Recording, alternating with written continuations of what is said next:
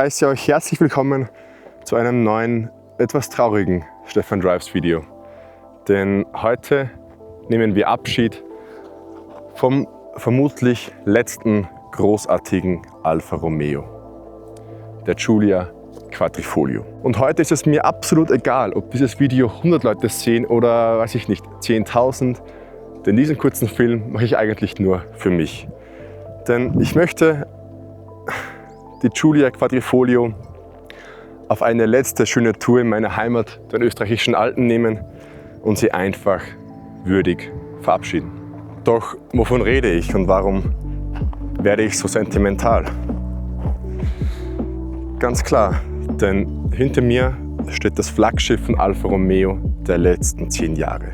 Die Giulia Quadrifoglio, die sportlichste Variante der unglaublich schönen Mittelklasse-Limousine, hat die Marke geprägt. Und die Strahlkraft der Quadrifoglio hat Alfa Romeo am Leben erhalten.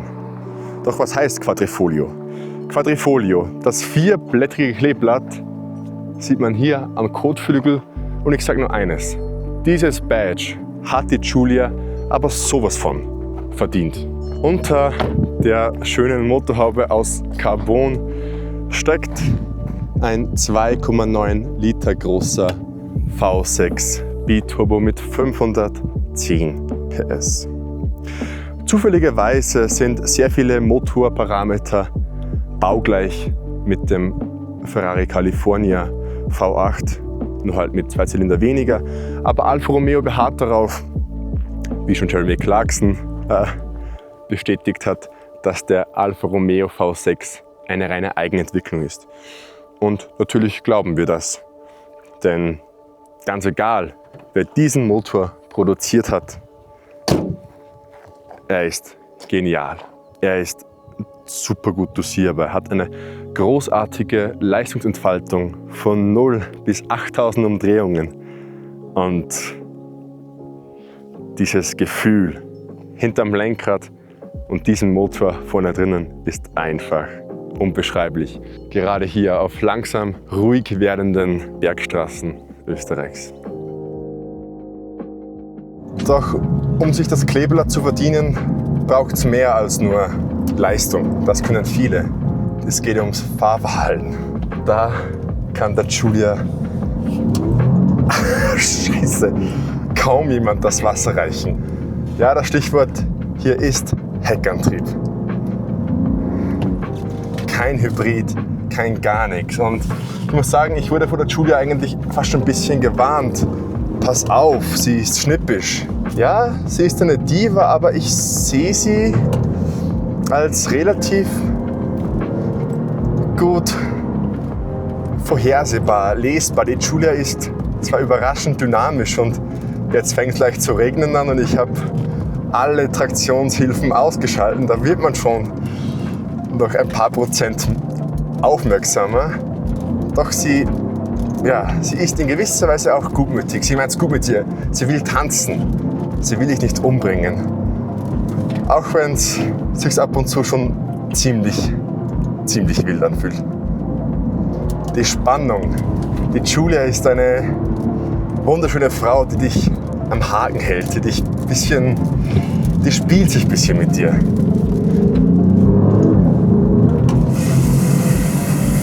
Fucking hell. Das ist so wahnsinnig. Boah, es macht süchtig, diese Aufregung. Es ist wie diese Passstraße in der Giulia Quadrifoglio ist wie ein erstes Date. Du bist nervös, aber du weißt, es wird oder es kann nur schön werden.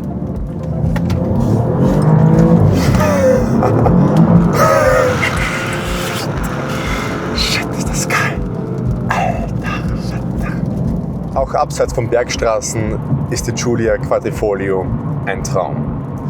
Und wenn ich sage, sie ist ein Traum, dann meine ich nicht, sie ist perfekt, denn sie ist ein Alfa Romeo. Sie ist natürlich menschlich, mit Fehlern und Stärken.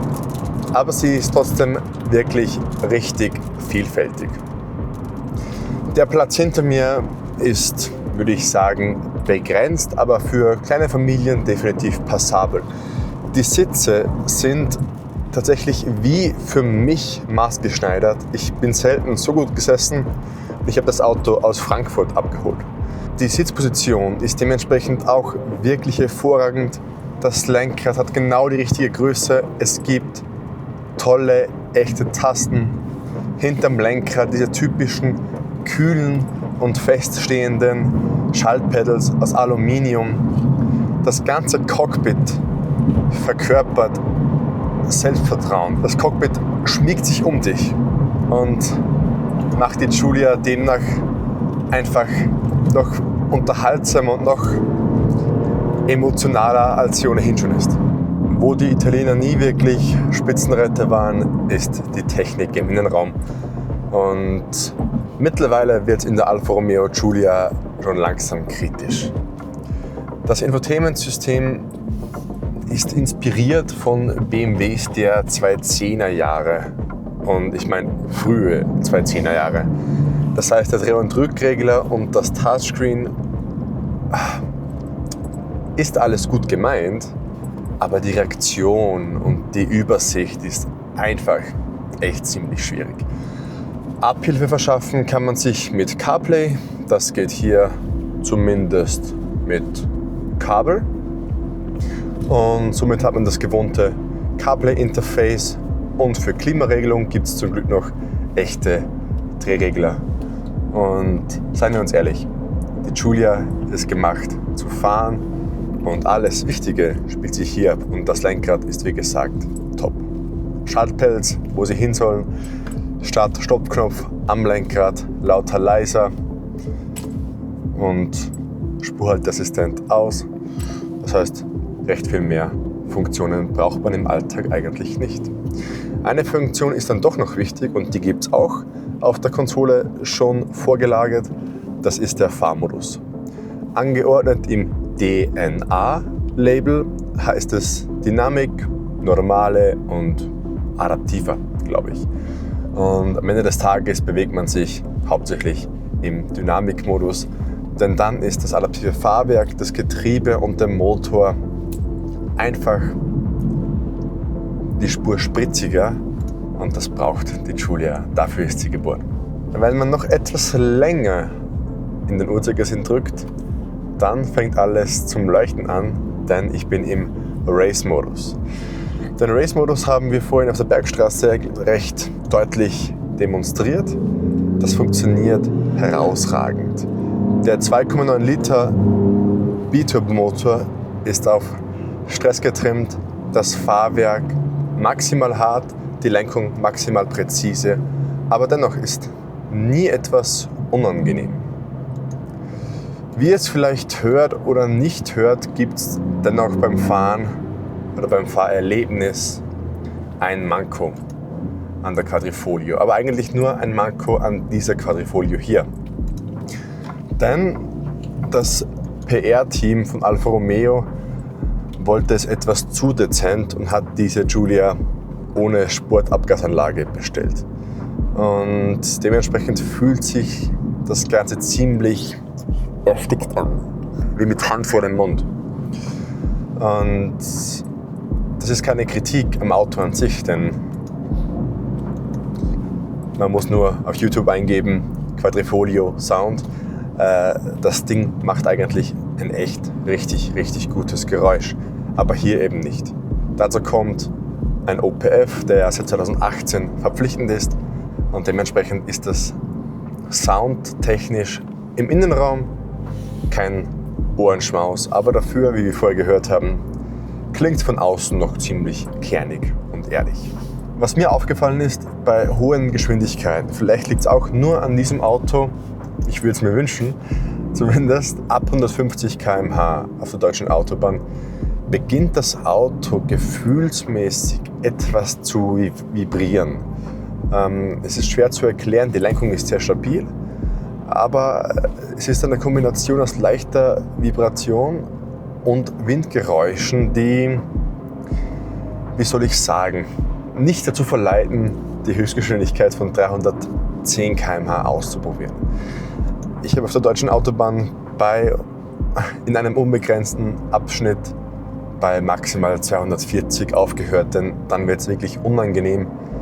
Und die an sich so spielerische Giulia, die einem so viel Vertrauen in die Maschine gibt, wird dann etwas unseriös. Und da bin ich ehrlich, das gibt es bei einem BMW M3 oder bei einem Porsche 911 oder bei einem C63 oder wie auch immer aus deiner Sicht der Konkurrent zur Giulia Quadrifoglio ist, nicht. Aber hey, sagen wir, es ist ein weiterer Charakterzug meiner heißen Liebe aus Mailand. Wenn wir so auf den Landstraßen in die Dämmerung reinfahren, fällt einfach einmal mehr auf, dass die Giulia kein Track-Tool ist. Ja, auf der Rennstrecke ist sie bestimmt auch schnell, gerade mit diesem wirklich tollen neuen Sportreifen. Aber das Auto ist dafür gemacht, dir den Alltag zu versüßen.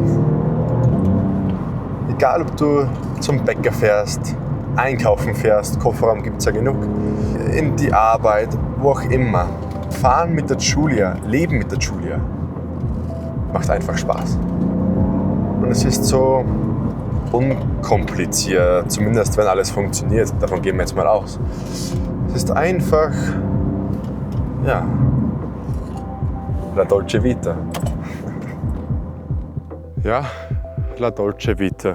Aber das Traurige ist, viel dolce vita bleibt bei Alfa Romeo nicht mehr übrig, wenn diese wunderbaren Dinger endgültig von der Straße verschwinden. Ich will damit nichts gegen die anderen Modelle von Alfa Romeo sagen. Tonale, Junior und wie sie auch heißen. Das sind alles gute Autos, aber ich sag's ehrlich, für mich keine echten Alfa Romeos. Denn der letzte echte Alfa, der steht genau hinter mir. Und was für ein Auto es ist. Egal ob, wie vorhin, auf den Bergstraßen, auf der Autobahn, auf Landstraßen in Österreichs Weinregion und einfach im Everyday Life. Die Giulia macht das Leben schöner.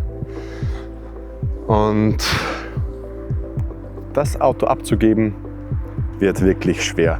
Nicht, weil es so perfekt ist, sondern einfach, weil es ein Auto ist mit Charakter. Ein Auto, was nicht rational ist, ein Auto, was man nicht begründen kann, ein Auto, was sich irgendwie selbst erklärt. Aber jetzt fahre ich zurück in die Stadt, denn es wird bald dunkel. Aber ich weiß eines bestimmt, die Sonne kommt zurück. Und dunkel wird es auch bei Alfa Romeo. Aber ich weiß leider nicht, wann dort die Sonne